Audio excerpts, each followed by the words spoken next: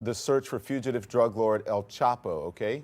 Pay close attention to this video. Mexican authorities have just released this closed-circuit video from inside the prison. In a shocking turn of events, the FBI has uncovered a secret tunnel hidden beneath the very prison meant to contain the world's most notorious cartel leader, El Chapo.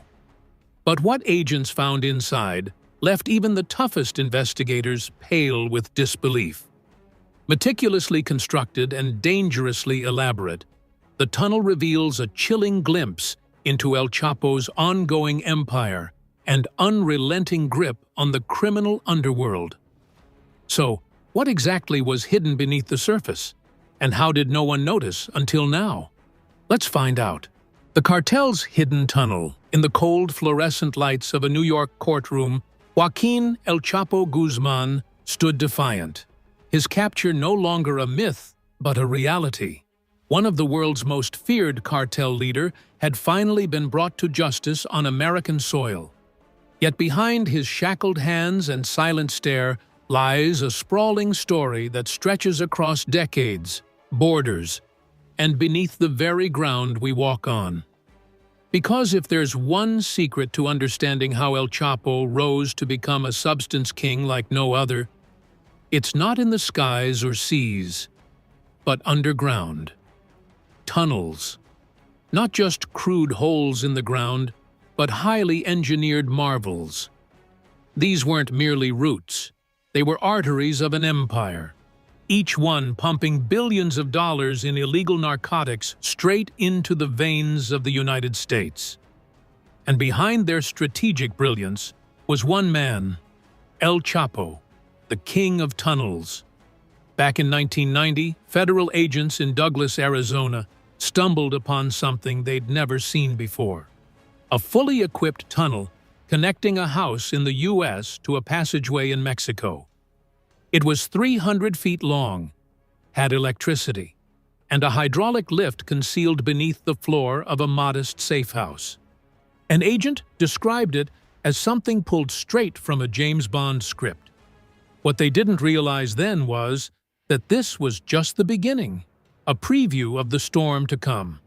This tunnel wasn't just a fluke, it was a blueprint, and it marked a tectonic shift in the narco world.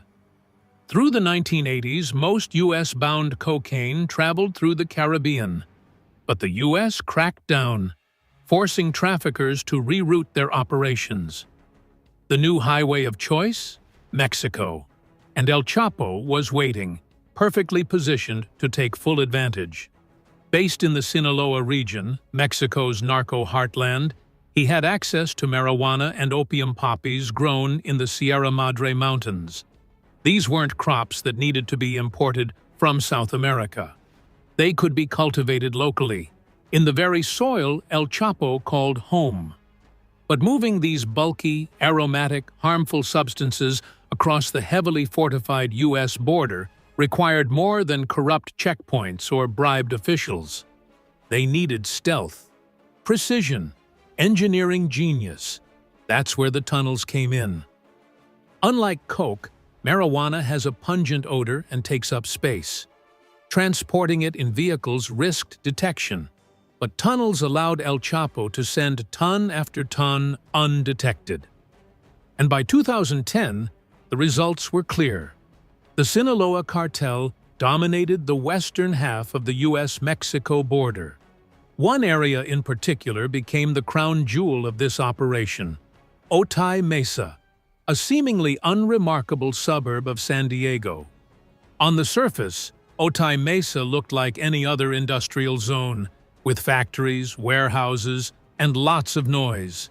But that's precisely why El Chapo zeroed in on it. The constant activity masked the sounds of digging and construction. Located near two major transport hubs, San Diego and Tijuana, it offered quick dispersal once the substances made it through. But the real magic was underground. The soil in Otay Mesa was soft enough to dig by hand, but sturdy enough to hold a tunnel's shape. It was a geological jackpot for smugglers. By November 2010, agents uncovered yet another Sinaloa tunnel. 70 feet below ground, it was equipped with lights, ventilation, and even a rail system. It had taken months and millions to build.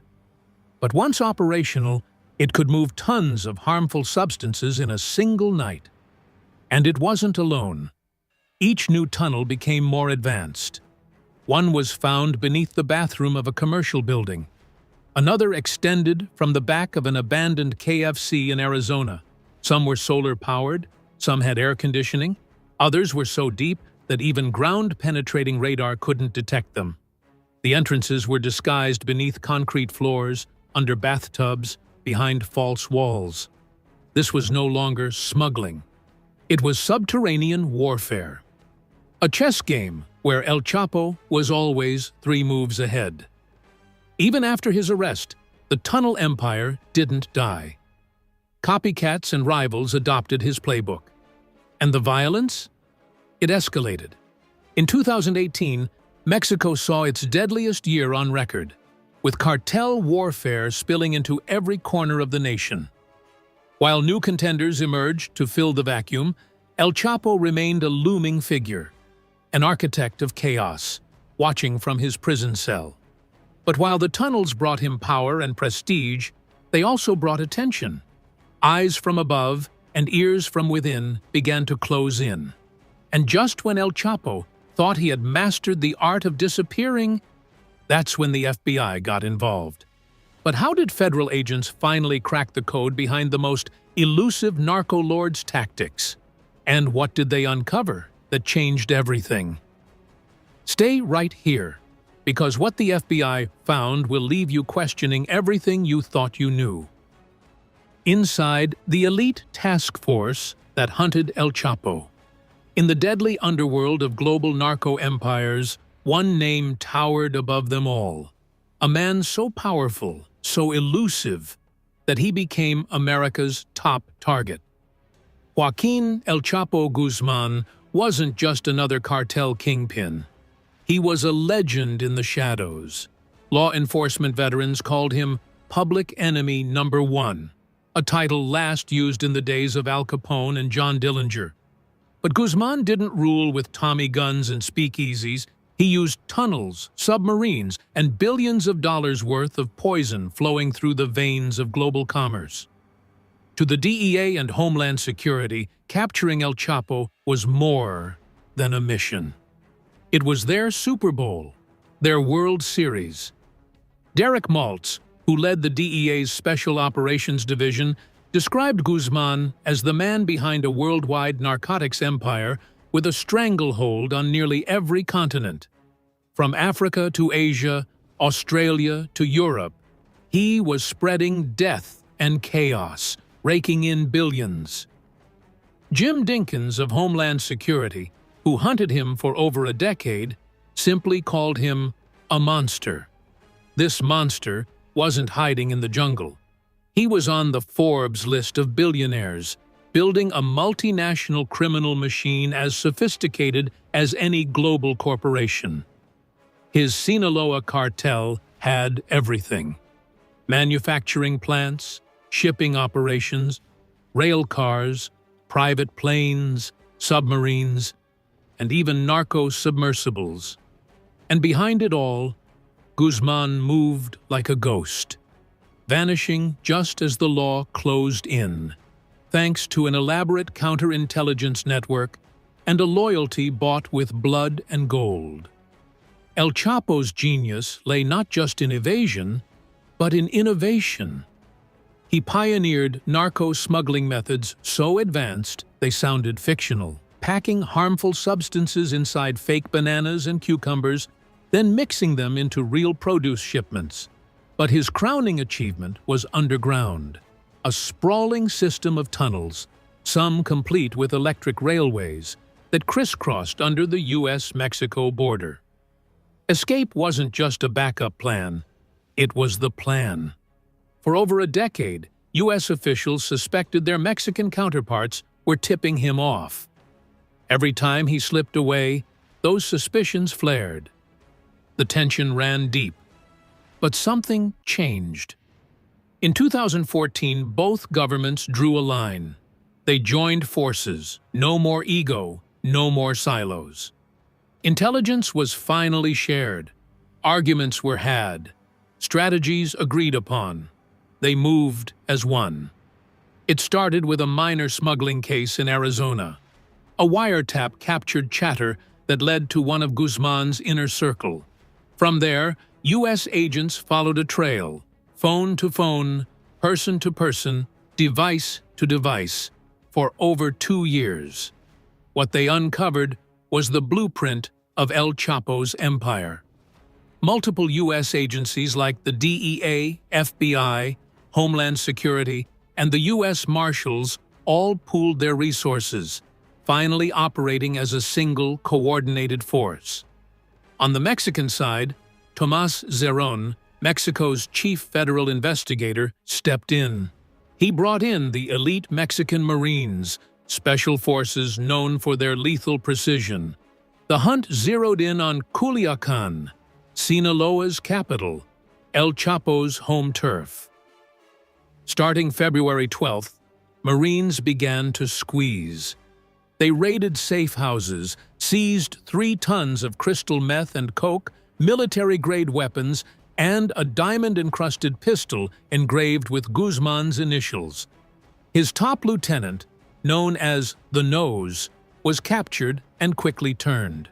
He spilled everything: Chapo's hideout, his escape plans, and the routes he would use. On February 17th, the Marines stormed a house, only to find it booby-trapped with a bathtub that rose on a hydraulic lift, revealing a tunnel underneath. It connected to city sewers and 5 other homes, each with its secret hatch. Guzmán, barefoot and in his underwear, had once again slipped through their fingers, but he left a trail, one his pursuers refused to let grow cold. They tracked him, tunnel to tunnel, house to house. El Chapo and his family, including his beauty queen wife and young daughters, were now fugitives. They abandoned phones, changed numbers, but eventually had to reconnect. That was the mistake. U.S. agents traced a new phone, this time to Mazatlan, a beach resort city 136 miles away. At 6:40 a.m. on February 22nd, Mexican Marines stormed apartment 401. Guzmán's bodyguard surrendered instantly. In the master bedroom, El Chapo's wife stood frozen. Marines kicked down the bathroom door. There he was, cornered, silent, unarmed. So, how did he escape capture? And why was one strange clue almost ignored? Stay glued to your screen. What comes next will blow your mind. The ingenious tunnel that freed El Chapo. You've probably heard whispers of the most jaw-dropping prison escape in modern history, one that feels more like a Hollywood movie than real life. But make no mistake, this was no fiction. It happened in July, in the heart of Mexico, and it sent shockwaves across the world. The man at the center of it?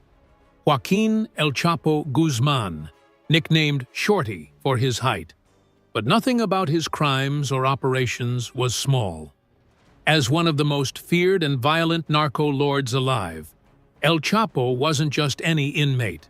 He was Mexico's most high-profile prisoner. A man whose previous escape in 2001 already made international headlines. Yet, here he was again, locked inside the Altiplano maximum security prison, supposedly impenetrable, where the walls were thick, the airspace restricted, and cell signals jammed for miles. And somehow, despite all that, he disappeared. Not over the wall, not by helicopter, but through the floor. That night, on July 11, 2015, at exactly 8:52 p.m., El Chapo slipped into the small shower stall inside his 5-by-6-foot cell, the only blind spot not watched by security cameras. Within seconds, he vanished. No broken locks, no chaos, just gone. What the guards didn't realize was that under that exact spot, a mile-long tunnel had been silently dug with military precision. From nearly a mile away, in a nondescript cinder block building hidden in a farmer's field, El Chapo's men had spent over a year drilling, burrowing, and calculating. They dug down about 30 feet and tunneled forward, 4,921 feet to be exact, directly toward his cell, navigating underground terrain with mind-blowing accuracy. The end point, the very shower stall where Guzmán would take his final steps as a prisoner. This wasn't just a hole in the ground. This was a professionally engineered tunnel. It had its lighting, ventilation system, and even a makeshift railway. A modified motorcycle was mounted on tracks to carry El Chapo quickly to the other end. By the time the alarm blared and prison guards reacted, he was already long gone.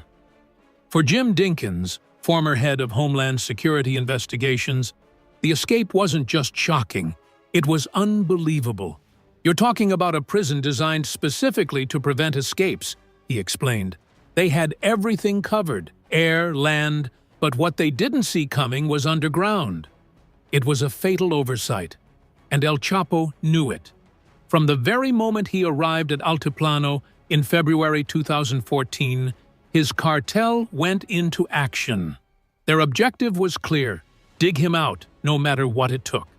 And under his command, they recruited more than just criminals. They brought in architects, mining experts, and engineers. These weren't amateurs with shovels. These were professionals capable of building super tunnels equipped with electricity, oxygen flow, and metal tracks. His escape wasn't a gamble. It was a blueprint. Chuck Rosenberg, who was head of the DEA at the time, recalled the moment he learned El Chapo had broken out again. "Disappointed, but not surprised," he said. "We knew he was planning something. There had been chatter a year before the escape, though we didn't know how. But with El Chapo, tunnels were always a possibility. He practically invented the tactic. El Chapo had been dubbed the Tunnel King for a reason. Long before this escape, his cartel had been building smuggling tunnels under the U.S.-Mexico border, sophisticated corridors stretching for miles, complete with lighting, rail systems, and reinforced walls. They were designed to move massive amounts of harmful substances right under the noses of border security. And it worked. From Tijuana to San Diego, dozens of these passageways had been discovered over the years. Joe DiMaggio, chief of the San Diego Tunnel Task Force, had seen it firsthand. "The infrastructure in Otay Mesa and Tijuana is perfect for this kind of operation," he explained. "Warehouses on both sides. You dig from one side, pop up in another." And that's exactly what they did. Smugglers would tunnel beneath warehouses in Mexico and emerge just a few hundred yards into U.S. territory, often without anyone noticing until it was too late. So, when El Chapo's men began building yet another tunnel, this time under a maximum security prison, they weren't trying something new. They were perfecting what they'd been doing for years. And with the boss behind bars, failure wasn't an option. But this escape only scratched the surface. What came next would expose a far darker layer of El Chapo's empire, one that went beyond digging and drilling, into bribery, corruption, and betrayal deep within the very agencies meant to stop him. But how exactly did he manage to bribe his way through government cracks and vanish yet again? What secrets did officials keep hidden from the public? And why? Stay tuned. How El Chapo outsmarted prisons and law enforcement. In a place where businesses buzz with import and export activities, and warehouses stretch endlessly across the industrial zones of Mexico and the U.S., El Chapo found the perfect hiding ground for his criminal empire. These areas, filled with legitimate operations, offered the ideal camouflage for something far more sinister. Among these structures, illegal tunnel operations flourished in plain sight, nearly impossible to detect, like finding a needle in a haystack. Federal agents say that building just one of these smuggling tunnels can cost the cartel between $1 to $2 million. But here's the catch. If even one major shipment makes it through, the tunnel pays for itself. We're not talking about a few packages of substances. These tunnels carry tons of narcotics at a time. A single load of marijuana could bring in $5 to $6 million, more than enough to cover the expense and still deliver massive profits. These underground passages are primarily used for marijuana because the substance is bulky, has a strong smell, and is easy to detect over land. But underground? It's a different game entirely. Joe D'Amelio, head of the San Diego Tunnel Task Force, gave reporters a rare glimpse into one of El Chapo's shut-down secret tunnels. These passageways are dug through thick clay-like soil using basic tools, shovels, pickaxes, and small power drills. The walls and ceilings still show marks left by air hammer drills used during construction. Along the way, workers installed rail systems, electric lights, and air ventilation, like a miniature subway line just for smuggling. The real trick, however, isn't just the digging, it's the hiding. Over time, the cartel's concealment methods evolved dramatically. Some tunnel entrances were hidden beneath ordinary bathroom floors that weren't even real. Instead, they were hydraulic lifts that lowered into hidden chambers 30 feet underground. In more extreme cases, tunnels have been found as deep as 90 feet below the surface. You might think there's some fancy government tech that can detect these tunnels. But no, agents still rely mostly on wiretaps, insider tips, or suspicious behavior near warehouses. That's how they find these subterranean highways. When asked if the infamous prison escape tunnel was comparable to the ones here, D'Amelio simply said, "It's the same." In other words, El Chapo practiced his art on the U.S. border before applying it to his jailbreak. And what made that jailbreak even more outrageous? Bribery. Once named to Forbes's billionaire list, El Chapo knew money could buy just about anything. And sometimes, it seemed, even freedom. The then head of the DEA said the prison break left him disgusted. A tunnel, dug under the most secure prison in Mexico, leading right into Guzmán's shower stall? It defied logic. Rosenberg made it clear. There are good, brave law enforcement officers in Mexico. Many fight against cartels daily. But corruption?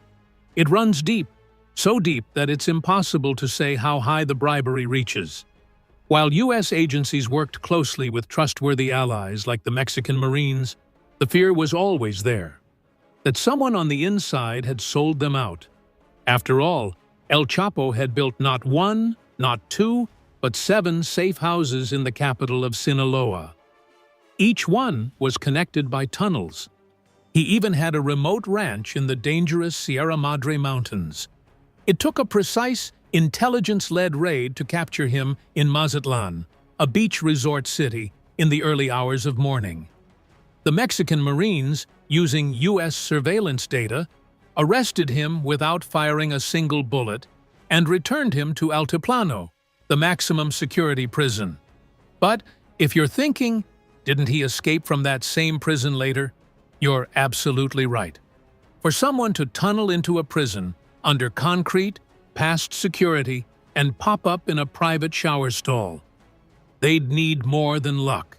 They'd need blueprints, inside knowledge, and a green light from key insiders. The U.S. had requested extradition before his escape, believing he would never remain in a Mexican prison. Unfortunately, they were right. In Mexico, El Chapo had become a legend. Folk songs were written about him. He was portrayed as a fearless outlaw who laughed at the law. And after another clean escape, many believed he was gone for good. Some agents were confident they'd catch him again. Others weren't so sure. Catching El Chapo isn't like chasing a neighborhood criminal. It takes months, years, and a military-level operation. It takes a web of international cooperation, high-tech tracking, and relentless pressure. And once again, the U.S. offered intelligence, equipment, and a $5 million reward for his recapture. This was no longer just about harmful substances. This was about legacy. El Chapo had built a global smuggling empire and become the most famous narco-lord alive.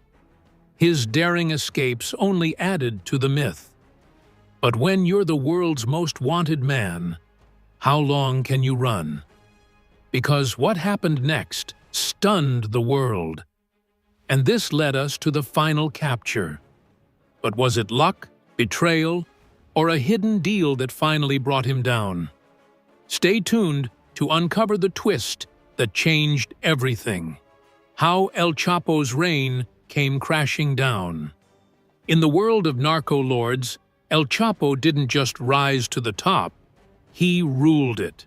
Joaquín El Chapo Guzmán was no ordinary cartel boss.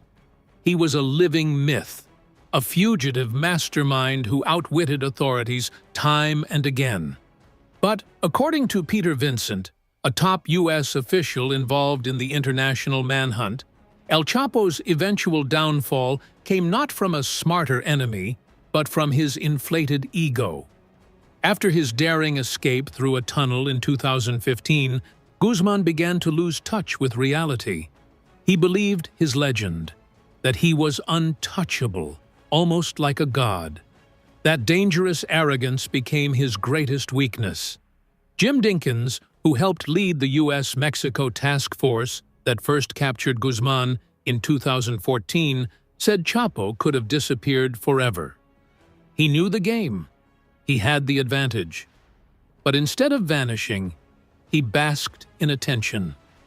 Rather than stay hidden like after his 2001 prison break, this time El Chapo strutted back into the spotlight. He was seen out with his family, sipping drinks at public spots, even inviting celebrities into his circle. One of the most shocking moments? He reached out to actor Sean Penn and Mexican actress Kate del Castillo to meet him, drawing even more attention. Unbeknownst to him, authorities were listening to every word. Wiretaps picked up cartel chatter about the meeting. Mexican and U.S. forces reactivated the same task force that had previously caught him. They weren't just tailing Guzmán, they were tracking everyone around him. His lieutenants, his cooks, his relatives, even Sean Penn himself. The once invisible kingpin was suddenly visible everywhere. In fact, there were more sightings of him in those few months than in the previous decade combined. He became reckless, sloppy, and overly confident. Surprisingly, just 20 days after his escape, Mexican Marines had already picked up his trail. A smaller elite unit, trained for precision capture, was formed with one goal: to bring El Chapo in alive, if possible. The first opportunity came in October 2015, shortly after Sean Penn's visit. Marines launched an operation targeting one of Chapo's jungle hideouts. But something unexpected happened. Despite his tough reputation, Guzmán ran with a baby in his arms, using the child as a human shield. The Marines pulled back. He slipped away. 2 months later, another chance surfaced. Intelligence led them to a house in the quiet coastal town of Los Mochis. Wiretaps hinted at a planned visit by Grandma and Aunt, code names for Guzmán and his trusted partner Cholo Ivan. For a month, the Marines watched the house as painters and workers came and went. Then, on the night of January 7, 2016, the trap was set. The final mistake? Guzmán threw a small party. At 4:40 a.m. the next morning, the Marines stormed the safe house. A violent gun battle erupted. Grenades, high-powered rifles, and chaos, like a war zone inside a sleepy neighborhood. Marines swept from room to room. One gunman was down by the door, and 4 others were arrested. The cook was found hiding in a bathroom. But Guzmán? Gone again. Turns out, the mirrors in a walk-in closet hid a secret tunnel entrance, his signature escape route. It led into the sewers below the city. Marines chased through the darkness, opening manholes, trying to catch up. Rain began to pour, and the water levels inside the tunnels rose quickly. The fear that Guzmán might drown. So he surfaced, literally. Around 9 a.m., Chapo and Cholo Ivan climbed out of a manhole in the middle of a busy street, just half a mile from the house. Security cameras captured them stealing a white Volkswagen Jetta, but it broke down after 3 blocks. So they hijacked a second car, a red Ford Focus. It also failed within minutes. Eventually, they were picked up, shockingly, by federal police. Instead of jail, they were taken to a motel, relaxed, confused, and saying nothing. Why, no one knows. Some believe El Chapo tried to bribe the officers with promises of wealth or threatened their families with horrifying consequences. Thankfully, the Mexican Marines arrived in time to take control. Chapo was flown to Mexico City and sent back to the very prison he once escaped, Altiplano. But this time, things were different. His cell was rotated constantly. Guards were changed every 15 minutes. No familiar faces, no patterns. Still, the United States wanted more. 7 jurisdictions, New York, Chicago, San Diego, and others, clamored to extradite him. The moment he'd step on U.S. soil, it would be game over. But what kind of place would make even El Chapo tremble? He was headed for the Supermax prison with no escape route. Stay glued as we explore the current state of El Chapo and what makes ADX Florence Prison stand out. The prison where El Chapo faces unbreakable isolation.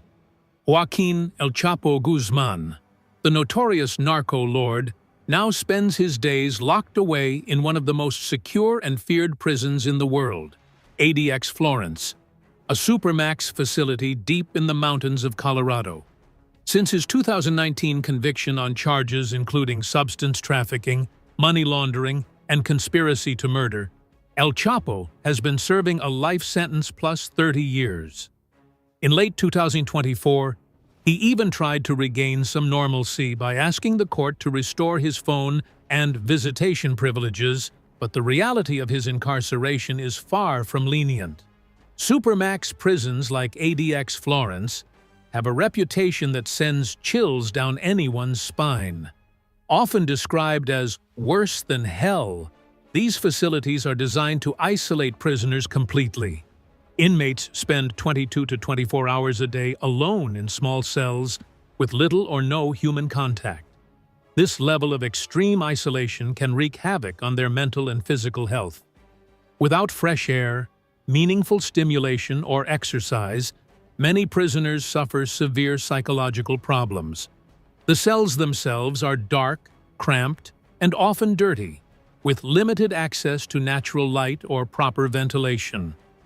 Privacy is non-existent, and constant surveillance makes inmates feel like they are under a microscope all the time.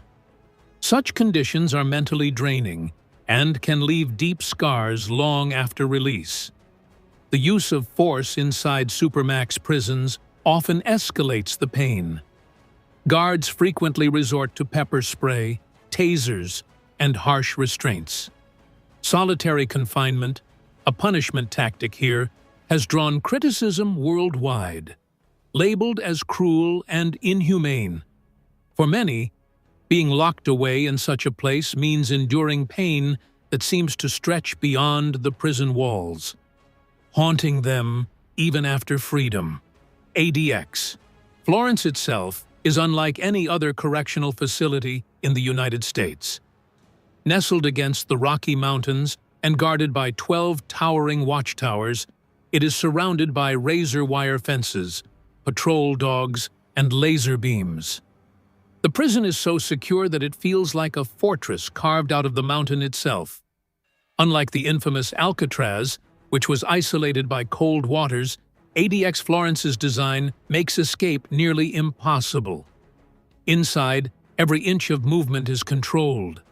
There are around 1,400 remotely operated doors, and motion sensors track every step on some floors. Inmates live in solitary cells measuring only 7 feet by 12 feet, where they spend almost every hour alone.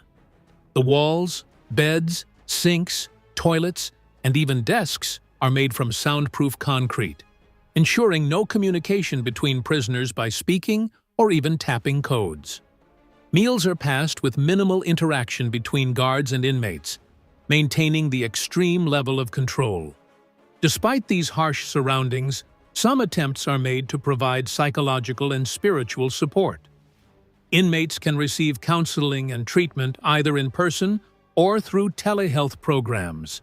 Yet, the isolation often leaves prisoners in near silence for days, cut off from almost all human contact.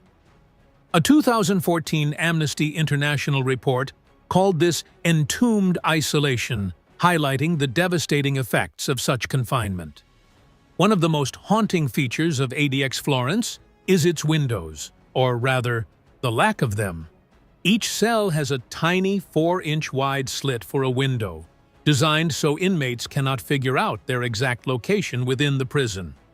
Former prisoners like Travis Juarez, who spent a decade there, described the experience as disorienting and suffocating. "You can't see anything," he said. "No freeway, no sky. You realize that when you get there, you won't see any of that for many years." El Chapo's history of escapes, especially his infamous tunnel breakouts, means authorities have every reason to keep him in such an extreme lockdown. Despite his boldness and criminal genius, the walls of ADX Florence are designed to hold even the most cunning and dangerous prisoners tightly. El Chapo's escape tunnels were nothing short of legendary. But what do you think about the narco tunnel? Share your thoughts in the comments below. Don't forget to like and subscribe.